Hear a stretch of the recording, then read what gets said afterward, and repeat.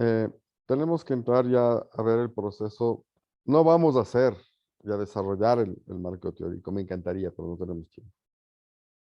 El espacio para esto. Pero lo importante entonces, como para armar eso, es entender cómo se arma. Y para ver cómo se arma, tenemos que empatar con problema, tema, objetivos, hipótesis, que va de la mano, ¿sí? Entonces, analicemos el tema de hipótesis. Y sí me gustaría que participen ustedes, por favor, bastante. Em,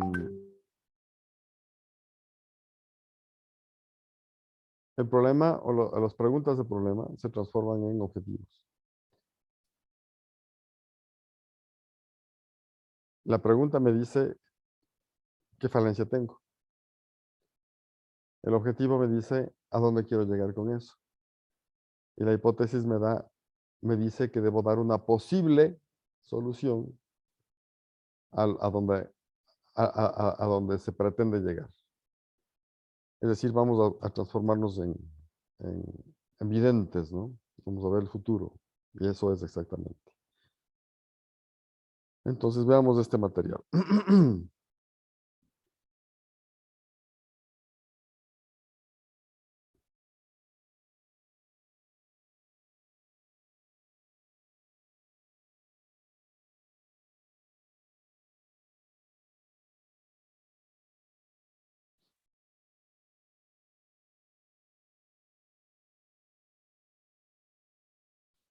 Muy bien. Ok. Entonces, ¿qué es la hipótesis? Este material lo tienen en su aula, ¿no? Es una posible respuesta a las preguntas de investigación. ¿Sí? Una posible respuesta. Eh, y esto es un eslabón, digamos, que con esta posible respuesta nos permite unir entre la teoría que nosotros conocemos, la teoría práctica previa, con el proceso de investigación, es decir, cómo hacer esto. Esta definición de la hipótesis va a variar como definición, como concepto de unos a otros autores, como en todo el proceso de investigación que hemos indicado. Por ejemplo, Rojas dice que la hipótesis es un puente entre la teoría de investigación empírica. ¿Ok? Y Gortari dice que la hipótesis son explicaciones posibles del fenómeno investigado. Tiene su relación a los dos, ¿no es cierto? Con lo que estamos tratando. Puede verse esta explicación preliminar como una ayuda, o es una ayuda, para un poco ordenar, estructurar todo el proceso de investigación y adquisición de conocimiento que nosotros vamos a hacer. Entonces, el investigador tiene que formular una hipótesis de tipo científico, de tipo académico. Eso es lo que siempre tenemos que resaltar y recalcar aquí. Y eso lo hace en función de una teoría conocida en los elementos de estudio, ¿sí? Primero hay que entender esa teoría inicial y en comprender la situación de ese objeto de estudio. La formulación de estas hipótesis, entonces, nos va a permitir hacer una conducción de investigación. Vamos a poner un, un ejemplo un poco más práctico para ir entendiendo de aquí en adelante y no solo conceptualmente. A ver, nosotros vamos a estudiar el efecto de los cambios del sistema de estudio de enseñanza-aprendizaje, el efecto en la emocionalidad o en el equilibrio o desequilibrio emocional de los docentes de la unidad X. Hasta ahí todo bien, ¿no es cierto? ¿En qué ciencia se ampara el tema emocionalidad? A ver si me ayuda. En la psicología. Exactamente, en la psicología. Pero nosotros dentro de la psicología tenemos varias corrientes y varios pensamientos que difieren unos de otros incluso. Entonces, ¿qué vamos a hacer? Vamos a estudiar la emocionalidad desde el punto de vista típico freudiano basado en el psicoanálisis. Vamos a hacer un avance con respecto a la psicología junguiana. Vamos a hacer algo más actualizado como la psicología sistémica. ¿Cuál vamos a ver? ¿Cuál es el enfoque que vamos a manejar nosotros? No podemos coger así nomás la emocionalidad. Entonces, nosotros en la parte teórica tenemos que leer y sustentar el estudio que vamos a hacer en base a una de estas teorías o en base a uno de estos autores. ¿Y por qué? ¿Por qué lo hacemos? Bueno, porque yo estudié, me especialicé en eso y eso es lo que yo creo que es la verdad, porque cualquier cosa, ¿sí? Que me sustente eso. Porque de pronto, una de estas teorías o de uno de estos científicos o de estos filósofos o de estos seguidores tienen estudios respecto a lo que yo quiero hacer de manera más actualizada, o es lo más actualizado que hay, teórico o con estudios. Entonces yo tengo que sustentar. No puedo poner en la parte teórica, a ver, conceptos de emocionalidad, 10 conceptos de 10 autores diferentes. No me sirve. ¿Sí? No me sirve. Es como lo que decíamos acá arriba, ¿no? ¿Cuál es el concepto ¿cómo se llama? Definición de hipótesis. Y nos ponen dos, Rojas y Gortari. ¿Por qué? Porque en cuanto al esquema y el lineamiento que estamos dando aquí de lo que es una hipótesis, estamos hablando que es la relación entre la teoría y la investigación empírica. Y hay dos autores que hablan de eso. Otros hablarán de una forma diferente y relacionarán la hipótesis con otras cosas que para nuestro efecto no empata. Porque de pronto las hipótesis están relacionadas de otros autores con respecto a proyectos, con respecto a investigación específica en la rama de la medicina, con hipótesis respecto a las ciencias específicas, ¿sí? Y nosotros lo que estamos haciendo es relacionando teoría con experiencia, que ese es el tema de desarrollo en la parte académica, ¿de acuerdo? Entonces, eso es lo que tenemos que tener bien en claro para poder armar adecuadamente esto. Y la teoría se basa en eso, el marco teórico es eso, es sustentarnos con algo que nos sirve en adelante, no rellenar cosas como veremos a futuro, ¿de acuerdo? Entonces, es una explicación preliminar que nos ayuda a ordenar, estructurar y sistematizar el conocimiento. Perfecto. Entonces, yo quiero hacer la emocionalidad y para mí el tema emocional lo desarrolla mucho mejor la psicología sistémica, para mi criterio. Y ya no topo para nada el tema psicoanalítico, por ejemplo. Perfecto. O de pronto me sirven las dos, porque tengo una relación interesante. Esta parte de esta teoría más de esta parte de esta teoría los fusiono y me sirve. Y los puedo fusionar y puedo hacer algo mucho más, más concreto en relación a dos teorías que se unifican en alguna parte. ¿Ok? Ahí sí puedo tomar los dos, pero solamente en lo que significa una cohesión entre las dos, ¿de acuerdo? Entonces, el investigador tiene que formular esta hipótesis, por eso hablamos de una hipótesis con un sustento científico, ¿sí? Y profundiza los elementos ya conocidos de un estudio para comprender y entender el sistema o el área de estudio que queremos nosotros entrar ahora.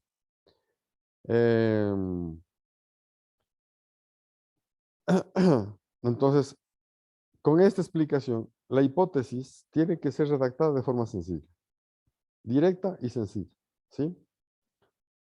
Lógicamente que tiene que estar relacionada con todos los conocimientos teóricos o empíricos hasta transformarse en un esquema formal. Esta hipótesis tiene una relación con ciertos elementos adicionales para que sea formulada como tal. La hipótesis entonces tiene que relacionarse con el programa de investigación, con el área específica con la cual del conocimiento yo quiero relacionar. Tiene que tener variables. Puede ser una, puede ser dos o pueden ser varias variables que vamos a entrar a estudiar específicamente y a explicar lo que son las variables. Tiene que tener condiciones de manejo. Condiciones de ambiente, de conocimiento, de escuela, de a quién voy a estudiar, porque también varía eso, puede variar eso, ¿no? Eh, por ejemplo, conozco una psicóloga, hablando de temas emocionales, una psicóloga, Lilian. Esta psicóloga tiene una trayectoria espectacular.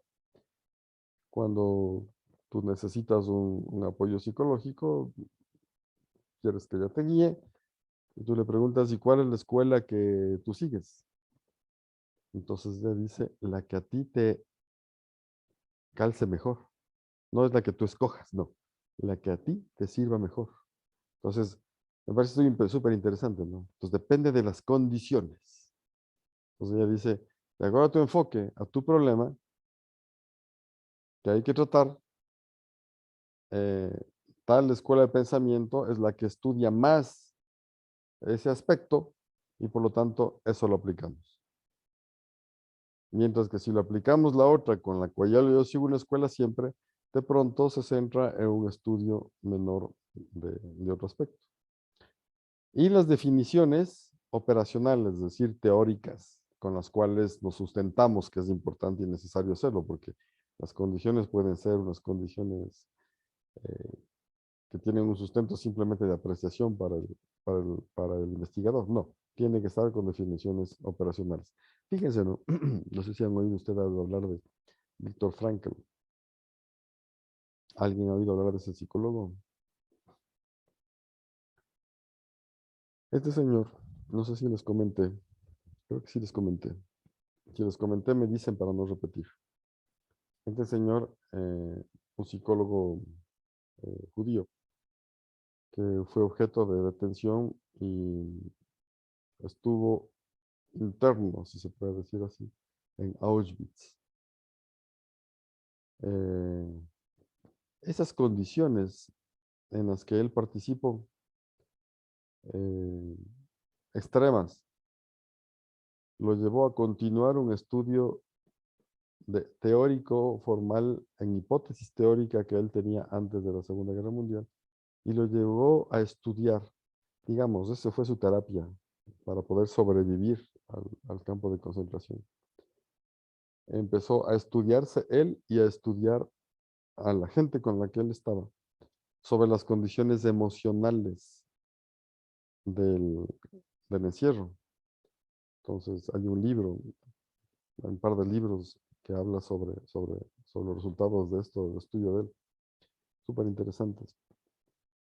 Entonces en el uno dice, mira, ¿qué grado de emocionalidad en esos casos extremos genera cuando de pronto te encuentras botado por ahí un pedazo de alambre y te pones en el zapato porque está sin cordones? Y con eso puedes amarrarte y caminar mejor y más estable en esas jornadas terribles que ellos tenían.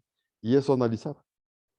Y él se imaginaba, en el momento ya de descanso, digamos, para hacer una catarsis mental, entonces él se imaginaba que estaba dando una conferencia sobre lo encontrado y sus conclusiones en ese estudio, en esas condiciones que tenía. Bueno, cuando fue liberado, el hombre fue sujeto a varias terapias psicológicas y psiquiátricas, porque estuvo al borde del suicidio incluso, para poderlo recuperar a la vida normal, y desarrolló lo que se le conoce como la lobotomía. Y murió hace pocos años el señor este, incluso vino un par de veces al Ecuador a dar conferencias. Entonces, dése cuenta, ¿no? Si yo encuentro una investigación que tiene que ver con condiciones con las cuales ese autor se desarrolló, que son condiciones extremas, y hacer una investigación y esos datos me sirven, entonces lo voy a tomar a él y no a otro, porque se especializó en eso, ¿sí? ¿Sí? Bueno, y además tiene definiciones operacionales formales escritas que hizo que desarrolle un sistema de tratamiento, ¿de acuerdo? Muy bien, entonces la hipótesis tiene que tener una estructura, ¿no? Y tiene tres elementos y tienen que estar bien identificados. Primero, una unidad de análisis, es decir, el objeto de estudio o el sujeto de estudio, como se denomina, que pueden ser individuos, instituciones, elementos, conglomerados o el caso práctico de una institución. Entonces, ¿cuál es el objeto de estudio? La unidad de análisis. Las variables, que pueden ser los atributos, las características, las propiedades cualitativas, etcétera, ¿sí? Con las cuales se manifiestan y se hacen presentes en la unidad de observación. Ya vamos a ver cuáles son los tipos de variables y nos vamos a quedar un rato en eso. Y el enlace lógico, es decir, la relación entre las variables. Las variables no son sueltas. No podemos manejar variables sueltas a menos que haya solo una. Entonces, entre variables hay una unidad de análisis, es decir, causa-efecto. Eso es. ¿Sí? Una variable es la causa, otra variable es el efecto. Esta formulación de las hipótesis, entonces, tiene que siempre estar acompañada de estas definiciones, ¿no? Además conceptuales. ¿Cuáles son las fuentes con las cuales nos da lugar a la formulación de una hipótesis? Una, la conjetura o la proposición, es decir, aquellas sospechas, aquellas predicciones que podemos hacer en función de las variables y en función de la experiencia del investigador. Pueden ser, esto básicamente se maneja en las investigaciones cualitativas. Puede ser por el resultado de otros estudios. Entonces, este estudio de acá, yo lo voy a replicar en este grupo. Acá yo tuve una respuesta por la característica de este grupo. Ahora yo voy a ver qué respuesta tengo en otro grupo. Pero yo puedo poner un estudio en función del resultado de este. Y puedo más o menos predecir qué es lo que va a pasar acá. ¿Ok? Y en cuanto a la teoría, la suposición de la parte deductiva que lleva a una conclusión. La teoría, los conceptos, los lineamientos, los sistemas, ¿cómo se llama en matemáticas y en física? Me olvidé el nombre, las variables, ¿cómo se llama esto? Bueno, ya me acuerdo. Entonces, eso me lleva claramente a entender la causa y el efecto de algo. Entonces, en base a esas teorías, yo pongo la hipótesis. Ahora, también hay tipos de hipótesis.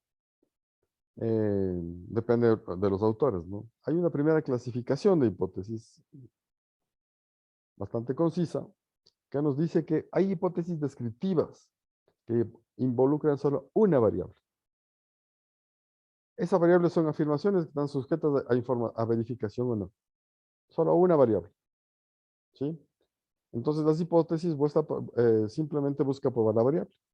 Entonces, una variable es, por ejemplo, quiero estudiar el comportamiento de la migración de cierto tipo de pájaros que está en una zona entre las 5 y 6 de la mañana porque oigo una bulla bastante fuerte a esa hora y me pongo a, a ver, a observar el comportamiento.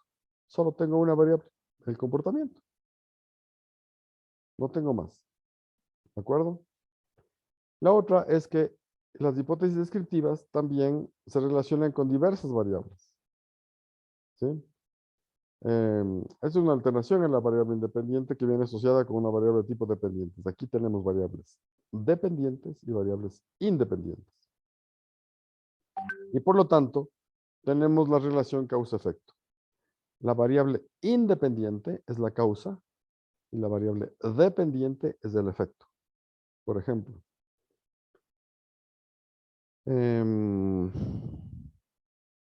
vamos a hacer una investigación sobre el desarrollo, voy a tomar de nuevo ese ejemplo, el desarrollo de una planta en cuanto a su productividad. Pongo dos plantas, a esta le pongo un tipo de abono, a esta le pongo otro tipo de abono y veo que pasa en 4 meses. ¿Cuál rinde más? ¿Cuál es la variable independiente? El abono, la tierra que le pongo. ¿Cuál es la variable dependiente? El resultado, la eficiencia, la productividad que me da esa planta. ¿Cuál de las dos me da más? ¿Sí? Espero que esté bien claro eso, ¿no? Independiente es lo que pongo y genera algo que es el efecto. Entonces, la independiente es la causa, la dependiente es del efecto. ¿Ok? Y la otra son las hipótesis que se relacionan con dos o más variables en términos de dependencia, ¿no?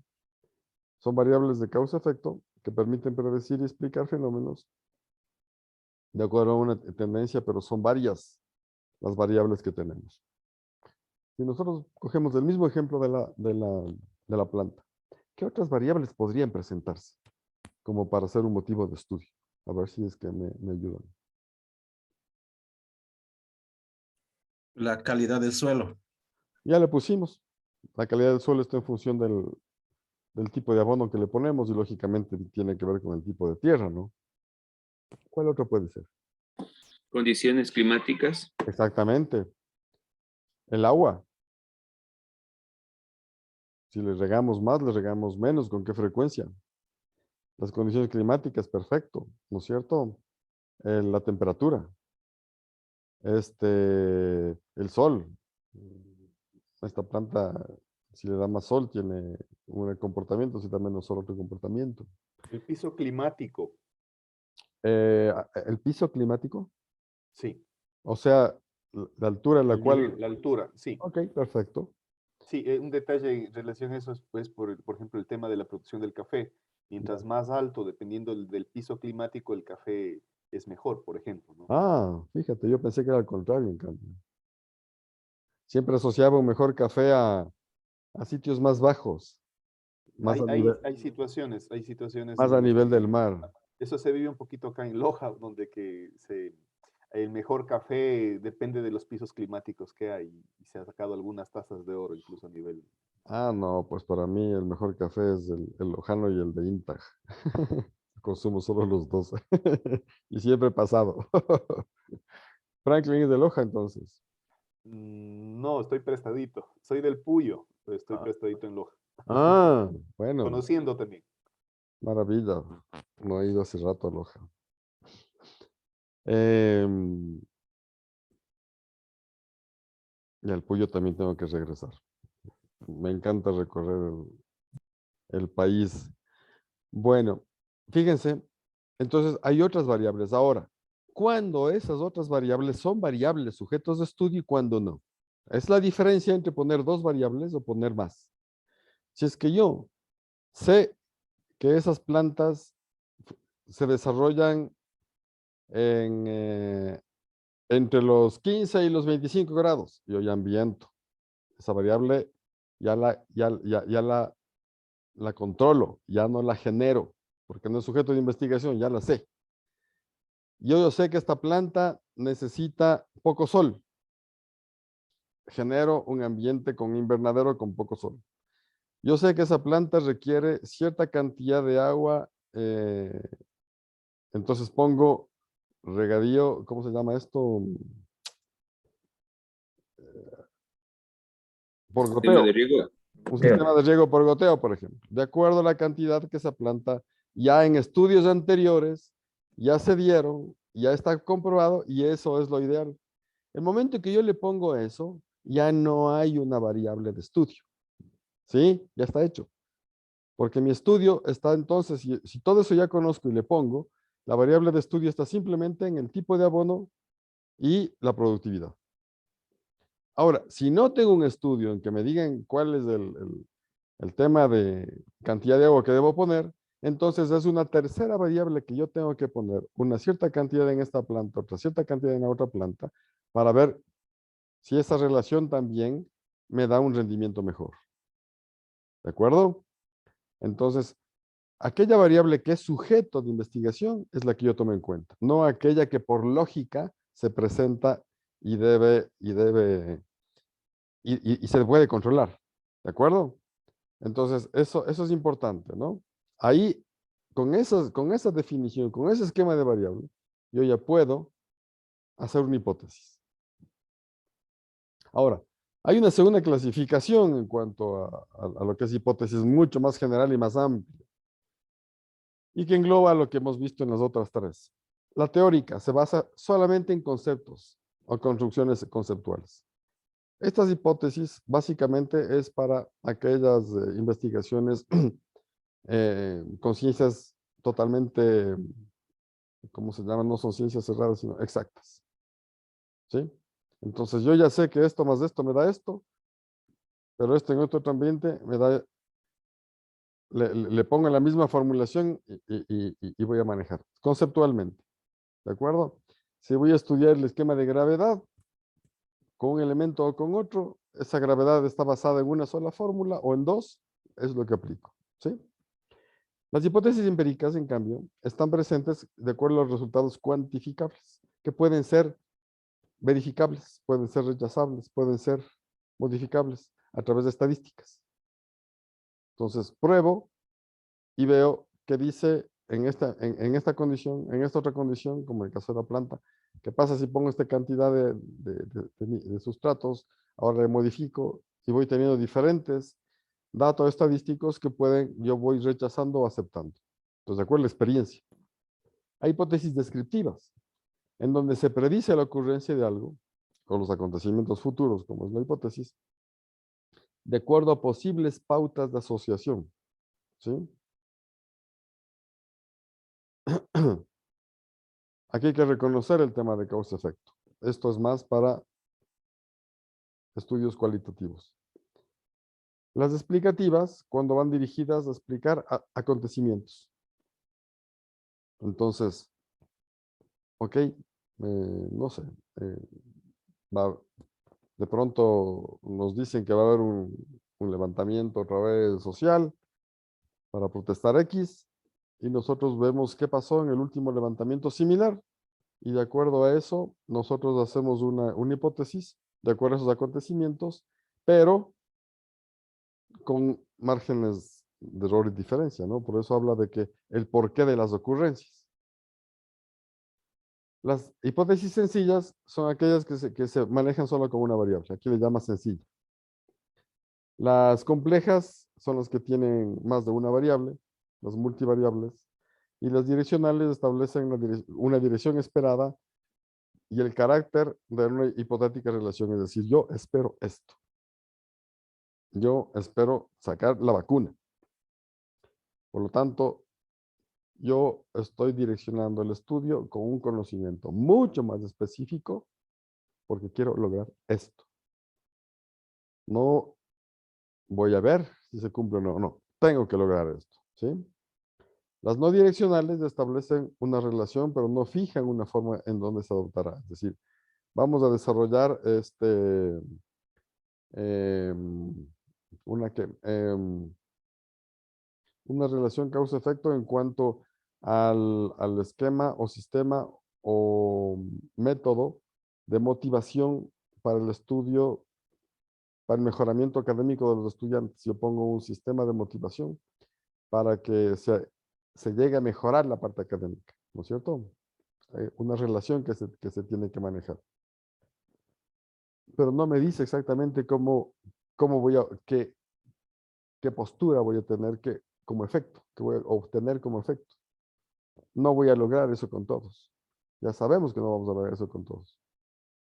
Algunos que logran más, otros que logran menos y otros que no logran, ¿no es cierto? Nunca, al menos a mí no me ha pasado en 30 años de profesor que digan, todo el curso saca 10 como esquema de motivación. Ah, no, sí, me pasó una vez, ahorita que me acuerdo. Y les anulé el examen. Después entendí que todos sacaron 10 porque se consiguieron el examen final. No esa era la motivación. Cuando estaba dando clases,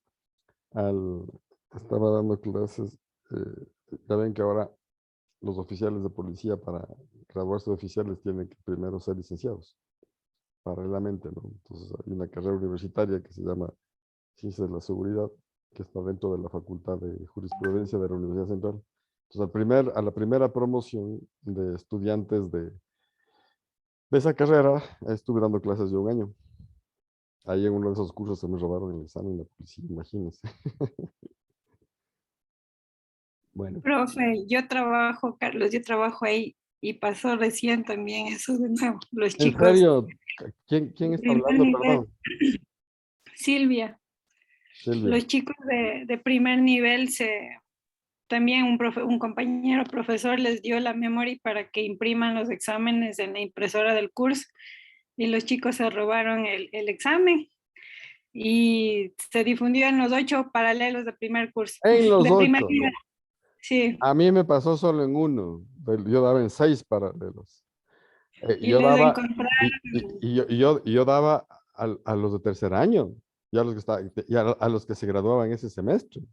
Imagínate. Ujú. Ah, En usted está cambio, dando ahí esta vez fue clase. sí, ahorita estoy con los chicos de primero y Y los con de cuarto.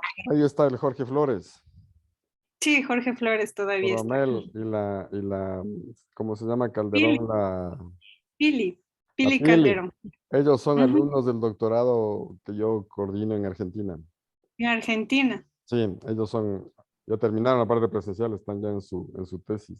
Sí, los dos son amigos y están en el doctorado que yo coordino en Argentina. Por eso digo, y creo que ha sido ya tradición de los chicos de ahí alguna vez llevarse el cuestionario. O sea, a mí sí me llamó la atención muchísimo. Perdón que el comentario adicional, pero a mí me llamó mucho la atención que eso pase ahí, ¿no? Yo sí La les, ética, la ética de los chicos, eso era lo que todos los profesores hablábamos con ellos y les decíamos que cómo es posible que si se están formando para ser policías hagan ese tipo de actos. yo les Y dije, les sancionaron la escuela de policía, yo que les tenían dije, una sanción. yo les dije, ¿cuántos principios tienen ustedes en su formación? Creo que son 21 o algo así que tenían, ¿no? Digo, ¿saben cuántos cumplen ustedes que están por graduarse? Ni uno. Yo sí les calé las orejas súper fuerte. Es más, les dije, por esta razón voy a renunciar, ya no voy a dar clase más acá. Sí, Y, fue un y, caso y, fuerte también. y renuncié. Y claro, pero lo que me llamó otra cosa la atención es que cuando salí del curso, habían 6 cadetes mujeres. Y las 6 cadetes salieron del curso y me abordaron enseguida. Dijeron, profesor, vea, yo pensé que se iban a quejar porque, digamos, mi respuesta fue fuerte, ¿no? Y me llamaba la atención. Y me dijeron, vea, profesor, usted tiene toda la razón. No se vaya, tiene toda la razón, no renuncie. Pero así es como nos dicen a nosotros que debemos comportarnos. Entonces, puchas, le digo, peor todavía, ¿no? Es que eso es una vaina medio institucionalizada. No, pues no puede ser eso. Así que, pero fueron solamente eso fue lo que me llamó la atención, solamente las 6 cadetes mujeres los que dijeron esto. No hubo ni un cadete hombre que diga lo contrario. Entonces, ahí le dije, vean, si es así, entonces qué bueno que racionalicen, que piensen, ahora ustedes empiecen a hacer el cambio. Sí es complejo, pero a mí me llamó mucho la atención ahí.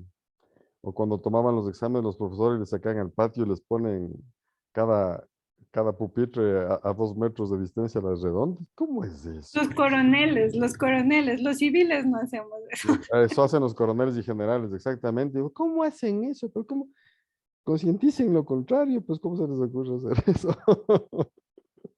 Sí, sí, yo estuve dando clase ahí.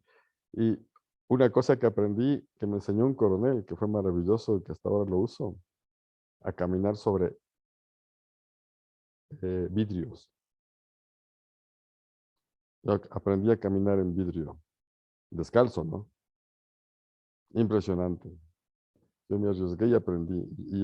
Y este coronel me ofreció enseñarme a caminar sobre brasas, pero así ya no me atreví. Bueno, anécdotas. Ok, entonces, hablamos de, ¿en qué nos quedamos? ¿Hipótesis cuál era?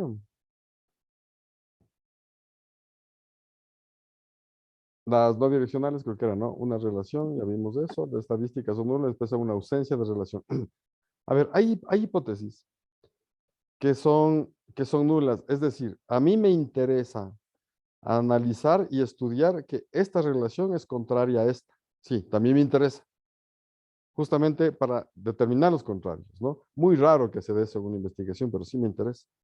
Formalizar que esto más esto no es igual a esto, ¿de acuerdo? Es una hipótesis con relación nula. Las inductivas y deductivas tienen que ver con la deductivo y lo inductivo, ¿no es cierto? Entonces, yo deduzco algo en función de una teoría. ¿Sí? Las generales contemplan esquematizaciones y relaciones de variables diferentes de valor. Es decir, no tenemos una variable específica, sino muy general. No puedo manejar algo estadístico, ¿no? Tienen que ver con esquemas de comportamiento esto, cuando manejamos de manera general. No siempre se da el mismo hecho en tema de comportamiento con la misma motivación o ambiente, ¿no? Y las de trabajo operacionales, porque nosotros manejamos, ¿qué son las de trabajo operacionales? Aquellas investigaciones que solamente se pueden observar durante el desarrollo de algo, por eso es operacional u operativo, ¿sí? Las categorías, las dimensiones, las variables que nosotros podemos manejar ahí, que aparecen incluso como secundarias, nosotros las observamos en el ejercicio de las cosas. Entonces, vemos cuál es el rendimiento del trabajo en ciertas condiciones, digamos, en lo que hacía Adam Smith, en los obreros de la construcción, ¿no? Entonces vemos en estas condiciones, a ver, con estos elementos y esas condiciones, ¿quién rinde más? ¿Cómo se rinde más? ¿Quién hace más rápido y bien? Es la parte operacional. Ok, ¿cuáles son las características y criterios que debe tener, de aceptabilidad que debe tener una hipótesis? Primero, estar apoyada en conocimientos comprobados. La base teórica que yo les decía, ese marco teórico inicial, nosotros tiene que ser comprobado. No podemos manejar un tema de supuestos. Es por eso que dentro del desarrollo de una tesis, el marco teórico no es algo que yo desarrollo, es algo que yo tomo, es una consulta. El marco teórico es consulta, no es investigación. Entonces yo tomo información y por lo tanto yo tengo que referenciar esa información que yo tomo. Lo que sí puedo hacer son resúmenes y tengo que decir, resumido, lo que dice tal, más lo que dice tal es esto. O voy para acá. Pero no puedo desarrollar mi criterio. A menos que yo haya hecho una investigación previa sobre ese tema anterior y esos resultados los tomo como guía. Y aún así es mi criterio, pero en base a una investigación formal que yo hice anteriormente y fue aceptada y reconocida como conocimiento formal científico. ¿Sí? Entonces, está apoyado por un conocimiento que está comprobado. Tiene que estar en consonancia con el tema científico del universo, por eso mismo, ¿no? No puedo manejar, entonces, una hipótesis en función de mitos, en función de incluso realidades de manejo diario, operativo, pero que no está sustentado en una realidad científica. ¿Qué sé yo? A ver, yo hago mi vida, mi desarrollo y mis cosas en función de la adoración a los ángeles. Pasa mucho eso, ¿no es cierto? La gente se levanta con una oración a los ángeles, dice que tiene un contacto, dice que tiene unas sensibilidades, afirma tener unas sensibilidades a ciertas cosas y hace su vida en función de eso. Totalmente válido. ¿Pero qué sustento científico tiene para eso? Sí me puede servir como una hipótesis, pero no no para un estudio científico. ¿Ok? Entonces, tiene que estar con una concepción científica del universo. Y que algún rato se podrá después comprobar, ¿no? Es como en la Edad Media, eh, todo el estudio del universo, ¿no? La astronomía era parte de un mito, de un supuesto, ¿no es cierto? Y por eso, incluso por el esquema de la época, la gente que profesaba un conocimiento diferente en base a esto, no tan comprobado, incluso era castigado. Dar una explicación de los hechos suficientes, así como de las conclusiones a abarcar. Es decir, esos hechos tienen que estar sustentados con él, que es la parte real anterior. La explicación debe ser amplia y profunda, no superficial, ¿sí? deben plantearse relaciones entre dos o más variables. Ya hablamos, ¿no? La independiente, que es la causa supuesta, y la dependiente, que es el efecto supuesto. ¿Ok? Ya vimos cuál es dependiente y independiente. Ok. Tiene que ser clara, que facilite la interpretación de los lectores. No vamos a poner lenguajes que hay que descifrar en cantidad que nos encanta mucho utilizar a veces en el tema académico. La relación formulada debe ser comprensible y explícita. Muy clara, muy comprensible. Tiene que guardar relación de manera precisa y clara con el sistema de conocimientos. Las conclusiones tienen que estar relacionadas con el sistema de conocimientos base y con lo que voy encontrando. Debe formularse de forma afirmativa, no con juicios de valor. Otra vez, ya sabemos lo que son los juicios de valor de investigación, ¿no es cierto? Debe ser susceptible de conducir racionalmente a la previsión teórica de hechos reales. Siempre hechos reales. Estas condiciones deben ser sometidas a pruebas. Por eso tienen que ser en base a desarrollo real. Y las consecuencias previstas deben ser verificables. En lo posible, por un experimento. Cuando hablamos de cuestiones cuantitativas sobre todo, ¿no? En las cualitativas, el sustento está en toda la información que yo voy guardando. Videos, escritos, grabaciones, etc.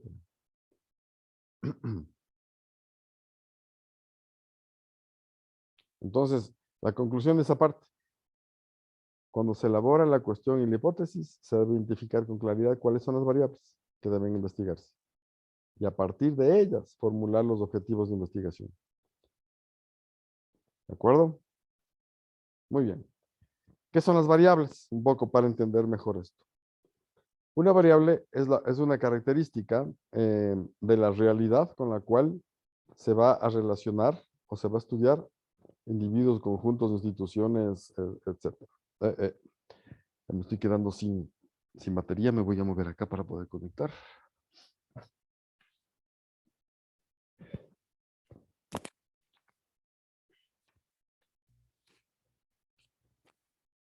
Ya.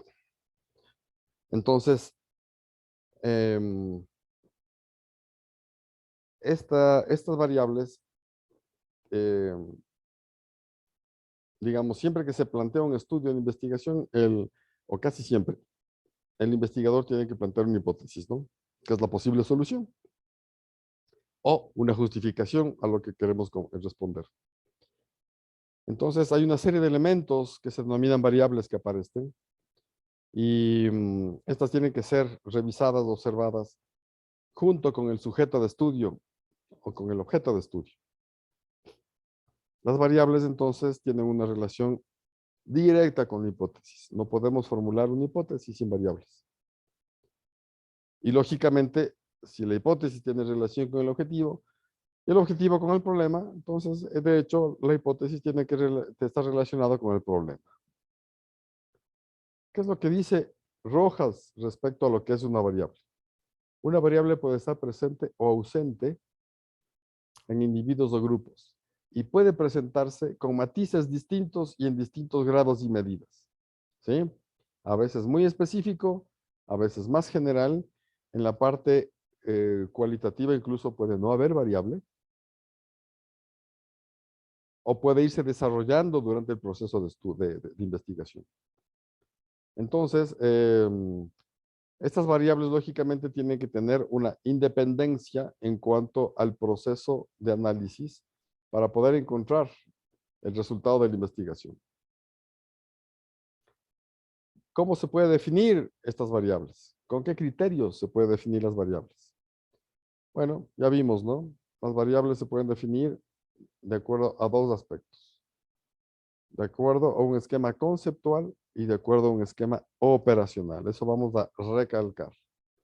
¿Qué es la parte conceptual?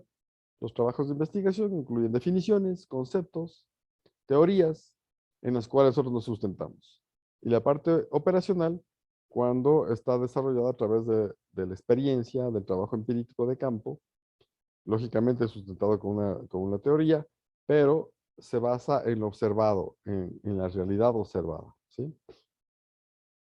Y nos permite poner indicadores que no necesariamente van a ser indicadores cuantitativos. Las variables se clasifican en las que hemos visto, ¿no? Dependientes, independientes e intervinientes. Ya sabemos cuál es independiente. La independiente es aquella cosa que se genera y que provoca un cambio. Es la causa. Dependiente es la variable que se da como un efecto, como una consecuencia del hecho de la variable independiente. Y las intervinientes son otras variables que se interponen entre estas dos como un elemento adicional, que pueden ser primarias o secundarias, normalmente secundarias, siempre y cuando sean sujetos de modificación o sujetos de una causa adicional. Se me ocurre en esto de las plantas. ¿Cuál podría ser una variable dependiente adicional al crecimiento y rendimiento de la planta? Por ejemplo, que si bien me da mayor rendimiento, me causa una menos tolerancia a cierto insecto, por ejemplo. ¿Sí? Es una causa adicional que voy descubriendo ahí. Una segunda clasificación, perdón, tiene que ver con el tipo de investigación, ¿no? Cualitativa o cuantitativa. Ya sabemos que la cualitativa son aquellas que tenemos unas propiedades susceptibles a no medirse numéricamente. No se puede medir necesariamente en términos de cantidad. Para eso hay otros parámetros de medición. Lo cuantitativo, en cambio, sí, son sujetas de medir estas hipótesis en cuanto a un esquema numérico o de carácter numérico, que pueden ser continuas o discontinuas, ¿no? Continuas es cuando ponemos cualquier valor numérico que aparece y lo vamos describiendo. Pero el discontinuo o discreta es cuando tenemos una unidad o un estándar de medición. Y en base a ese estándar de medición, nosotros ponemos una categorización de esa medición. Por ejemplo, a ver, vamos a formar un equipo vamos a calificar a un equipo de atletas. Y de acuerdo al rendimiento físico, para poder participar en una competencia, nosotros ponemos un estándar. Y de acuerdo a ese estándar, podemos decir que están mejor, cuando están menos de ese nivel, que están en el proceso, o que están más alto que ese nivel. Por ejemplo, ¿cuál podría ser ese estándar?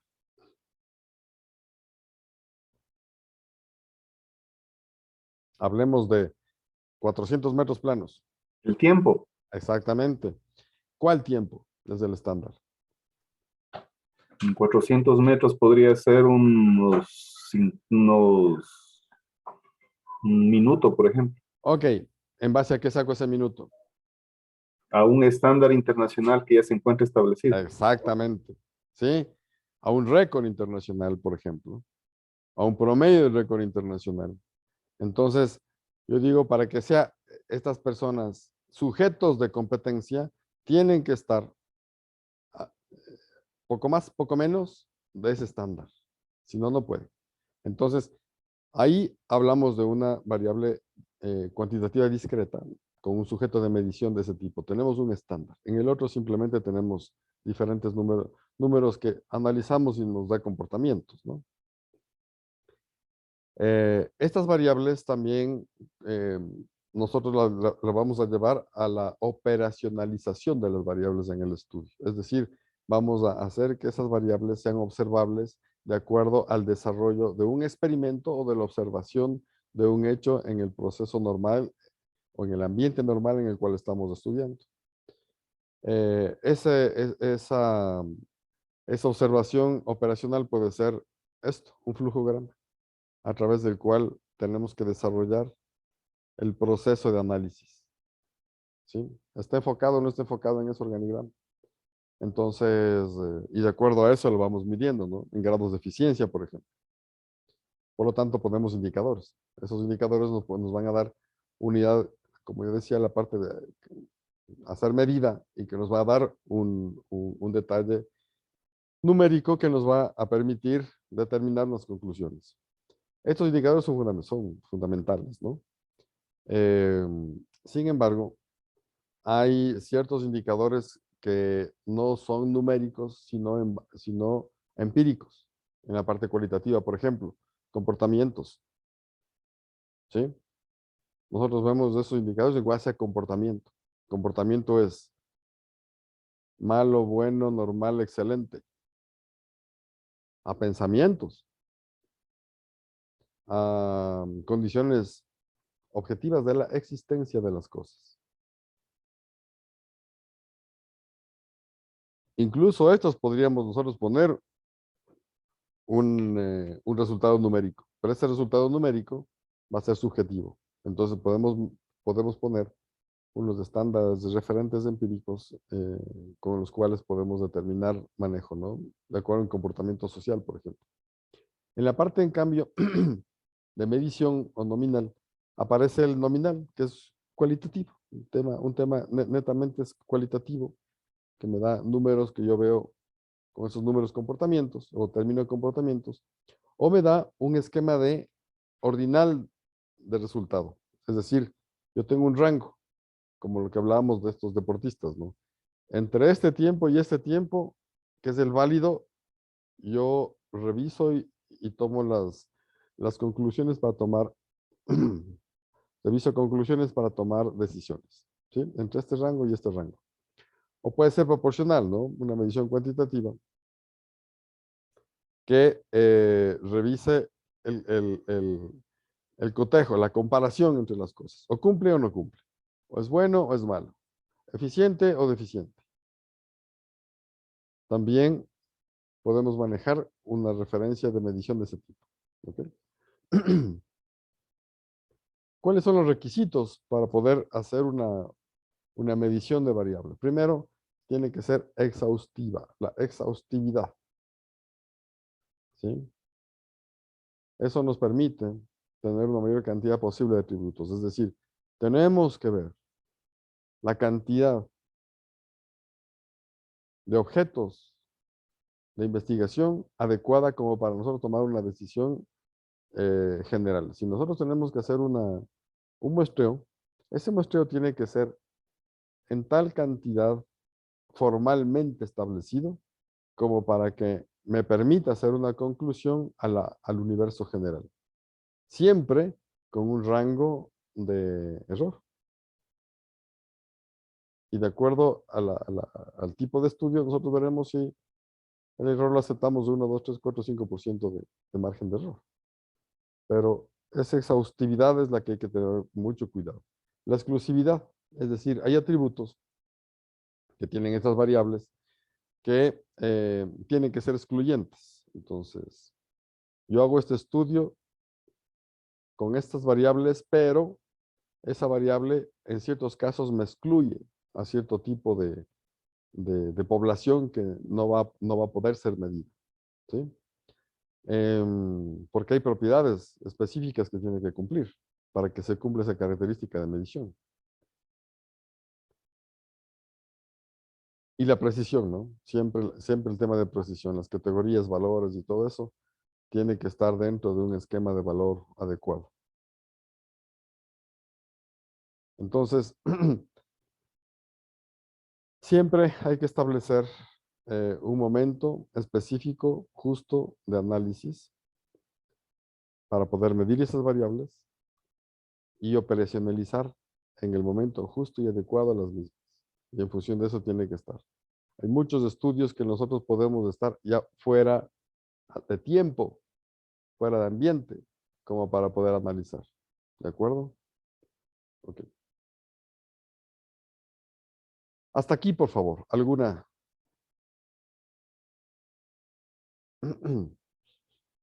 alguna aclaración que haga falta antes de pasar a la última parte?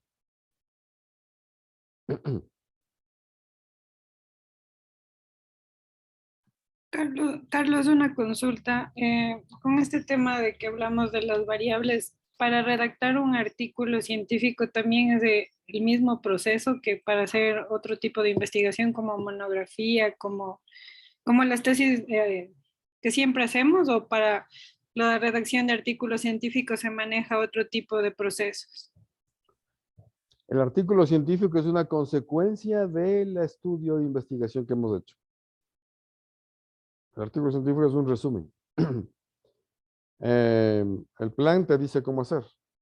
La tesis entregas 200 hojas, porque das todo el proceso, ¿no es cierto? Desde la justificación, objetivos, marco teórico, metodología y conclusiones. El artículo científico se basa se resume básicamente en metodología y conclusiones. 2 hojas. Entonces, un resultado del uno y del otro. La última parte de la última clase que nos toca en este periodo, ahí tenemos que hablar un poco de esto, ¿no? Doctor, perdón, en relación a la misma pregunta que realiza Silvia, em, cuando se publica, vamos a poner, ya tengo ahí el resumen ejecutivo, se presenta y se publica, pero debe haber detrás toda la investigación de respaldo de ese artículo. Por supuesto. ¿Esta investigación también es entregada a la revista? Depende, hay algunas que piden, hay otras no. Ujú. O sea, mira, todo depende de la escala, del nivel de calificación de la revista. Hay revistas que para que tú publiques te van a publicar en 6 meses o un año después de que presentes, porque están sujetos a un análisis y a una calificación. Otras te publican en el siguiente número. ¿Sí? Entonces, tiene que haber, hay que tener mucho cuidado con eso. A propósito de eso, hay que tener mucho cuidado con eso también. En una universidad X de nuestro medio, aparecieron 2 revistas en donde empezaron a publicar un montón de gente. Y después se descubrió que quienes manejaban la revista te decían, oye, tienes un artículo para publicar. Aquí tengo, ok. Dame $1000 y te publico. Sin calificación. Sin previa revisión. Y si no tenías artículo, te decían, dame 2000 y yo tengo un artículo y te publico con tu nombre. Hasta eso hay, ¿no? El CEACES alguna vez me llamó un amigo que sigue trabajando ahí, creo, que tienen que hacer una investigación justamente de eso, de ese tipo de cosas. Se me fue ya, de ese tipo de cosas. La hipótesis era que el 70% de las revistas supuestamente indexadas académicas del país no eran formales. Esa es la hipótesis. Entonces, mi mamá me dice, oye, haz tú la investigación de eso, haz una auditoría y una investigación de eso. Y yo dije, no, gracias. Muy interesante y me encantaría. Me encantaría porque me encanta, no me encanta, creo que hay que hacer. Hay que desempolvar y poner en evidencia las cosas que se hacen mal en nuestro medio, ¿no? Y por eso no se meten problemas a cada rato, pero eso significaba ya meterse en problemas con, con muchas universidades. No, finalmente no sé quién, no sé si lo hicieron o no, pero esa era la hipótesis, la premisa, imagínense. Pero un poco respondiendo es eso, ¿no? Sí, siempre hay que guardar el sustento de la investigación, sea como un artículo o varios artículos, porque de una investigación no solamente puede salir un artículo, puede salir más de un artículo en revistas formales, académicas. Pero hay que guardar, por supuesto. Tienen todo el derecho de quien publica, quien lee, decir a ver cuál es su sustento. Ustedes entran, por ejemplo, las investigaciones y los resultados en las revistas médicas, de investigación médica, ustedes van a encontrar mucho de ese sustento, ¿no?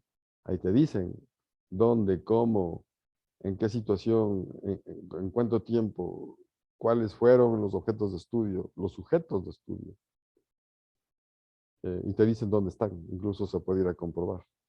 Se debería ir a comprobar. Pues meterte en problemas si es que te piden eso y no puedes comprobar. ¿Qué más? Profe Carlos, una consulta, bueno, que puede ser un poco obvia, ¿no? Pero prefiero hacerla. Claro. Toda investigación tiene que tener una hipótesis. No, Todas se deben marcar. no. Normalmente las cuantitativas prácticamente hay una obligación de poner hipótesis, aunque no siempre. Las cualitativas, algunas sí y otras no. Algunas son sujetas de hipótesis y otras... A ver, regresemos al estudio del análisis del comportamiento de estos pajaritos de 5 a 6 de la mañana. ¿Qué hipótesis puedo poner? ¿Mm? No tengo una hipótesis para poner, porque no sé el comportamiento. Nunca se ha hecho ese estudio. ¿No es cierto? Entonces no puedo poner una hipótesis. Ahora, si se ha hecho un estudio del comportamiento de 5 a 6 de la mañana de esos pajaritos cuando estaban migrando en cierta zona similar en Colombia y ahora migraron al Ecuador, ahí sí yo puedo poner una hipótesis porque tengo un estudio previo. Y puedo decir, como es un ambiente similar, el comportamiento va a ser similar. Y esa es mi hipótesis, ¿no es cierto? Pero si no tengo eso, ¿cómo pongo una hipótesis? ¿Sí?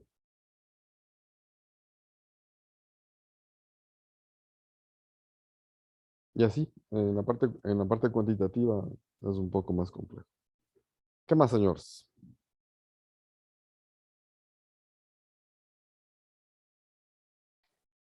Perdón, estimado, Claro, estimado Frank. Carlos. Sí, en relación al desarrollo del marco teórico, eh, a veces, a veces se da el hecho de que la variable que de pronto se desea investigar o el problema que se debe profundizar, no, no hay bibliografía o de pronto no hay investigaciones previas en relación a lo que se quiere poner incluso en el marco teórico. En estos casos, ¿qué se puede hacer? Siempre hay.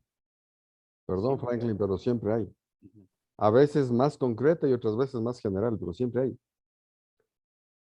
Vamos a suponer que el tema de la parte emocional no haya un estudio previo sobre identificación de tipo de los componentes de la emocionalidad, de los tipos según Coleman son 5 aspectos de la emocionalidad que existen y otros autores dicen 7 y otros dicen 12, bueno, ¿no es cierto? Supongamos que no hay eso, pero sí hay por lo menos el entendimiento y el conocimiento de lo que es una emoción. ¿Y qué es una emoción con respecto a este autor o a este otro autor? De pronto no encuentro que me diga, esto sucede en los docentes, por ejemplo, si es que hay un estudio que dice, esto sucedió en los docentes de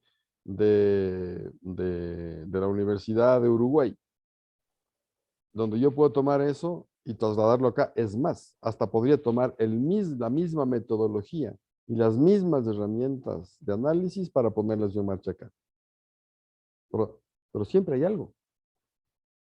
¿Qué es lo que qué es lo que no sé si te viene a la mente algo que puede ser que no haya nada de conocimiento? Tal vez en la parte de la medicina ancestral, de las culturas indígenas de la Amazonía, por ejemplo. Hay El uso estudios, de el ayahuasca, por ejemplo, que si hay bien es estudios, Ujú. hay estudios. Por supuesto que hay estudios. Y de la ayahuasca también hay estudios. De pronto, estudios no relacionados, yo quiero ver el uso de la ayahuasca y su efecto en el hígado. De pronto no, pero sí puedo haber estudios en cuanto al efecto en el estómago, en la digestión, en, yo qué sé. Eso me va a servir. Por lo menos tengo que sacar y decir, a ver, ¿qué es la ayahuasca? Eso sí hay. Y con esa base tengo que hacer. ¿Por qué? Porque si yo entiendo que esa planta, qué componentes tiene, y yo sé que el hígado, ciertos componentes le dañan o le ayudan, entonces yo ya puedo hacer un estudio para comprobar en qué le daña y en qué le ayuda. ¿Sí? Gracias, Carlos, muy gentil. Ya sé yo. Bueno, entonces rápidamente esto.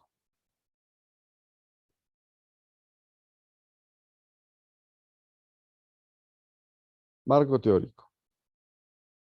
Que vamos a simplemente a sustentar lo que ya lo dijimos al comienzo, ¿no? Entonces, el marco teórico es una explicación de las teorías, los autores, los conceptos, que a juicio del investigador den fundamento a la respuesta del problema formulado. Nos aporten para eso. ¿Sí? Esto nos permite, o sea, construir el marco teórico no significa reunir información, sino que hay que relacionarla y hay que interrelacionarla de una manera lógica, coherente con el escrito, en el escrito, con lo que nosotros vamos a sustentar y queremos sustentar a futuro. Tiene que ser relacionado esto. No podemos ponerlo en el aire. Es una demostración de la postura del investigador en cuanto a ideas, a conocimiento, a relaciones y a los juicios que se comparte con otros autores. Ese compartir, como les digo, no necesariamente es porque yo lo acepto, sino porque de pronto este autor o esta corriente es la que más estudia esto que yo quiero estudiar también. Entonces lo relaciono por ahí.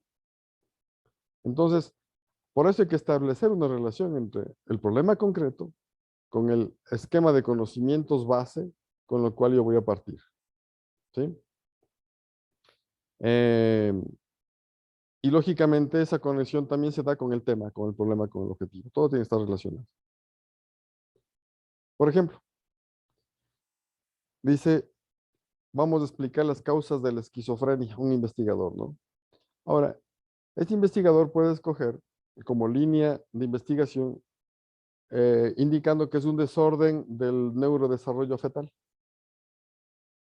Él está consciente de que por ahí va, o porque es un pediatra.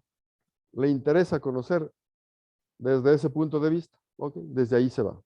O otra corriente dice, es una reacción al sistema inmunitario a una infección viral de la madre durante el embarazo. Ah, ok. Es otra corriente, otro estudio, otra teoría que habla de eso. O es el resultado de una estructura comunicativa paradójica dentro de la familia, cuando ya se desarrolla a futuro. O es una patología que obedece a experiencias traumáticas de los sistemas psíquicos subconscientes del infante. ¿Con cuál de esas líneas o la relación de una o más de esas líneas o dos o más de esas líneas es la que yo voy a trabajar? Y cada una tiene su fundamento, o debería tener. Entonces, esa elección nos demuestra o nos dice, como dice aquí, nos pone las cartas sobre la mesa con las cuales nosotros vamos a trabajar y a dirigir. Y nos da una precisión y una claridad sobre los aspectos de estudio. La relación entre el marco teórico, otra vez, construido sobre una realidad, sobre el objeto que vamos a investigar. Ahora, no hay que confundir lo que es el marco teórico con lo que normalmente confundimos y hacemos nosotros. No es un resumen mecánico de textos. No cogemos de diferentes textos el concepto bajo el mismo, diferentes conceptos bajo el mismo membrete y lo ponemos ahí. No, no nos sirve. Nos sirve aquellos conceptos que se relacionan con lo que yo quiero hacer. Por lo tanto, eso nos puede dar a lo que llaman una colcha de retazos, ¿sí? ¿Para qué ponemos cosas innecesarias en el estudio? ¿Para qué? Solamente para rellenar hojas. Decimos, mientras más 400 hojas la tesis, pero de las 400, 100 son irrelevantes. No tienen relación, entonces no. Tiene que ser totalmente real y tangible, ¿no? Y además, y finalmente, con este estudio preliminar del marco teórico, nos permite ya hacer una construcción de un índice sobre el cual vamos a trabajar. No necesariamente es un índice definitivo, pero sí es un marco de referencia formal sobre el cual nosotros vamos a trabajar. Y ese índice con el que vamos nosotros a abordar la investigación. Entonces, por ejemplo, dice aquí, ¿no? Las tendencias y puntos críticos de las trayectorias escolares de estudiantes de escuelas de reingreso en la ciudad de Buenos Aires. Fíjense, ¿no? Habla de tendencias, de puntos críticos, de trayectorias escolares. Ok. Entonces dice, bueno, por el interés o la relación del estudio, el investigador dice, yo voy a manejar esto desde 3 puntos de vista. Un debate sociológico. Dentro del esquema sociológico, que hay varios autores, dice, yo voy a analizar la dicotomía entre determinismo social y voluntarismo. ¿Por qué? Porque estamos hablando de puntos críticos, de tendencias de puntos críticos, ¿no es cierto? Entonces, manejo el tema de determinismo social con voluntarismo y además articulo la relación entre ambos niveles. Y de acuerdo a eso desarrollo el marco teórico. De pronto ya encontré cosas interesantes que me va a servir como para sacar. La otra es la articulación la superación del debate entre objetivismo y subjetivismo. Porque lógicamente cuando hablamos en educación de esquemas críticos y sobre todo con nuestra trayectoria escolar, hablamos de cosas objetivas y subjetivas. Pero el debate y la relación entre subjetivismo y objetivismo, ¿basado en qué? En Bourdieu y en Claude.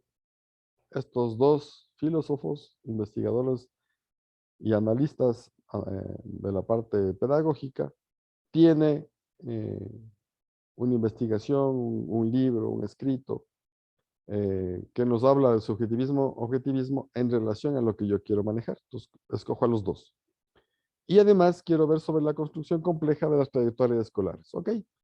Esa construcción compleja de las trayectorias escolares, de pronto yo voy veo la bibliografía dentro de acceso que tengo y encuentro 3 tesis que pueden ser un antecedente a lo que yo necesito.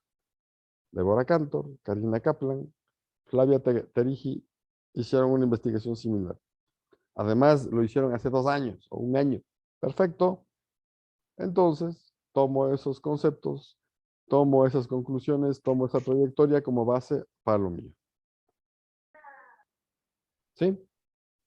Y así construyo mi marco teórico. ¿Ok? No vamos a hacer un desarrollo del marco teórico de acuerdo a su trabajo. No lo vamos a hacer. No tenemos lastimosamente el espacio para hacerlo. Deberíamos, pero creo que está un poco más claro entendiendo cuál es la relación entre esto y el desarrollo ya de campo que se pretende después, ¿no es cierto? En la próxima clase hablaremos un poco más de la metodología relacionada con esto.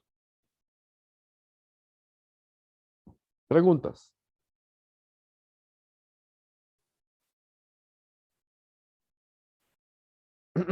¿Inquietudes? Profe Carlos, disculpe. Dígame, Marco. Es una pregunta que usted nos realizó muy bien en el foro y era una buena pregunta.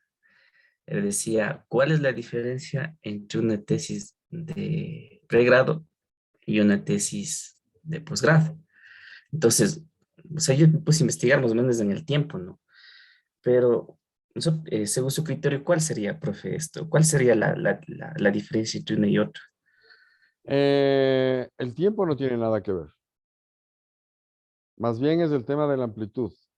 Una tesis de pregrado es operativa. Es un proyecto. Por eso se habla también de tesis o, ¿cómo se llama? Tiene un nombre adicional, ya se me fue. Proyecto de investigación, le dicen, Carlos Sí, Sala. pero tiene otro nombre. Es un proyecto de investigación, así es. Pero tiene otro nombre. Bueno, cuando tú pones... ¿Propuesta metodológica? No. Una Monografía. una tesis, no, todas son monografía. Una tesis de pregrado, tú puedes tomar ya esquemas probados, es decir, no hacer mucha investigación, sino tomas esto y lo pongo, desarrollar un manual de competencias académicas para el colegio tal. ¿Qué investigación hago ahí? La investigación es muy poca. La investigación ahí se basa solamente ni siquiera en investigar, sino en entender cuál es la misión, la visión, los objetos y el objeto de desarrollo de ese centro escolar, que es diferente Supongamos que haya un colegio privado con cierto lineamiento académico, Pestalozzi, por ejemplo. Ok, eso es lo que yo le acoplo al tema de competencias, ¿no es cierto? Es operativo. Una tesis de pregrado es más operativa. Una tesis de posgrado es investigativa y operativa. Yo investigo, saco cosas nuevas y eso puedo aplicar. Entonces yo voy y digo, voy a investigar cuáles son los niveles de equilibrio o desequilibrio emocional en los docentes debido a la pandemia para yo hacer un proceso de enfrentamiento a eso para llevar a un equilibrio mayoritario y que el rendimiento sea mejor para los estudiantes y un bienestar para los profesores. Es un tema de desarrollo académico y social, digamos. Investigo esto para llevar a esto. Y en la tesis de doctorado es más filosófico. Ahí sí es puramente filosófico. Ahí no es operativo, nada operativo.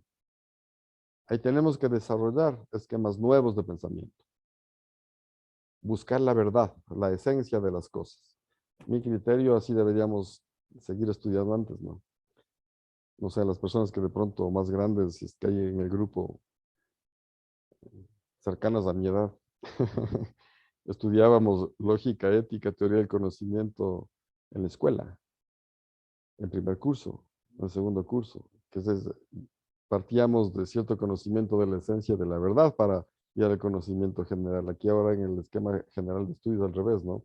Vamos al resultado y después vamos a ver cuál es la semilla de la verdad. La filosofía es eso, ¿no? Y lógicamente esa verdad se va modificando en función del desarrollo de los tiempos, conocimiento y comportamiento modificado en las diferentes etapas del ser humano, ¿no? Va por ahí. Vaya, tengo 5 minutos para el otro grupo. No me dejan descansar un rato. Ok.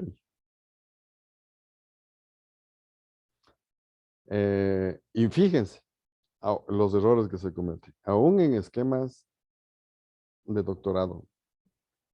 Cuando estábamos en el doctorado, justamente el doctorado que yo seguí fue de Humanidades y Artes, con énfasis en educación. Yo me acuerdo, primera clase, primer profesor, un filósofo, Neldo Candelero. Y su clase se basaba en Foucault. Muchos de los que estábamos ahí ecuatorianos, no, yo había leído cosas de Foucault, pero muy aisladas, articulitos, comentarios, pero no un pensamiento formal ni un libro. Y así estábamos los que algo conocíamos de Foucault y la mayoría no habían oído hablar de Foucault.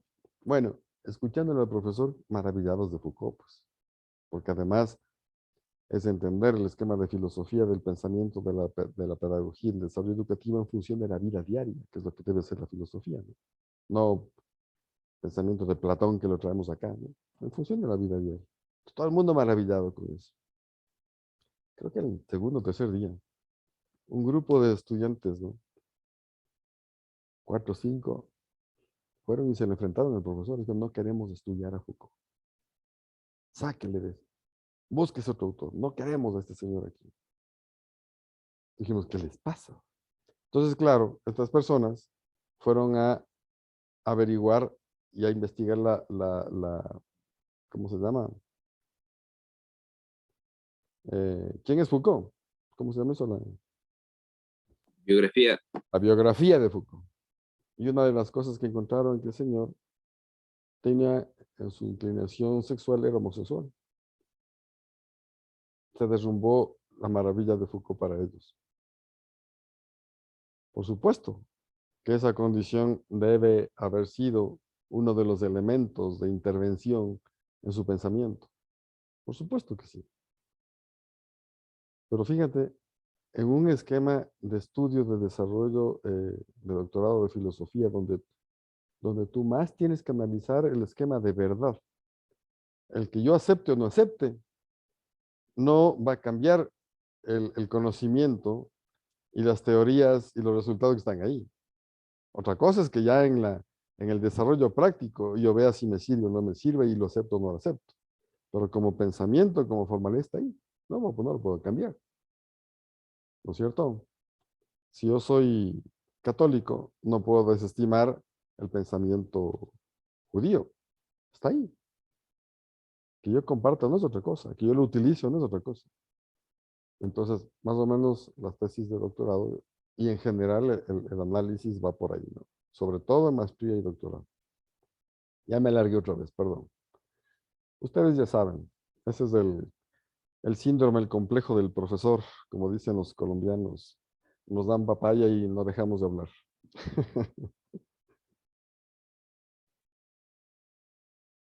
¿Ok? ¿Algo más?